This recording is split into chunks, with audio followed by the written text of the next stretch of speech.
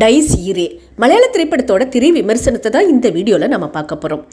நடந்தது இதுதான் என காக்கிகள் உருட்டுவதை காட்டிலும் பயங்கரமான கதை. இந்த படத்தில் நோ போலீஸ் ஒன்லி ஹீரோ.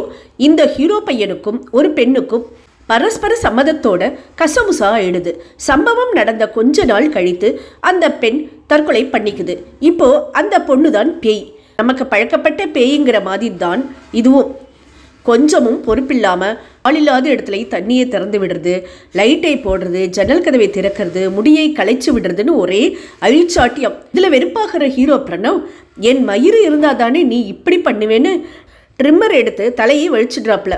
இங்கே ட்விஸ்ட், அந்த பேயை அவர் நினைச்ச பொண்ணு இல்லை, அது ஆம்பளை பேய். ஐயோ அநியாயமா உன் அழகு மயிறு போயிடுச்சேடான்னு வருத்தப்பட வைக்குது இடைவேளை. அந்த ஆம்பளை பேய் யாரு? பிரணவ் தன் வீட்டுக்குள்ளே ஸ்மார்ட் போன் வெளிச்சத்தில் பேயை தேடுறப்ப மட்டும் நமக்குள்ளே குளிர் ஏறுதே தவிர இடைவேளை வரைக்கும் செம வெக்கை.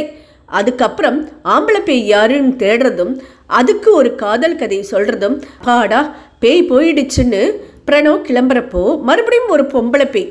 நல்ல வேளை இதோட படம் முடிஞ்சிடுச்சு. புது பேய் யாருன்னு அடுத்த பாகத்தில் தேடுவானுங்களோ என்னவோ. இம்மாதிரி படங்களில் கேமரா ஒரு இடத்தை காமிக்கிறதை விட அந்த இடம் தன்னை கேமரா கிட்டே காட்டுற மாதிரி தெரியணும்.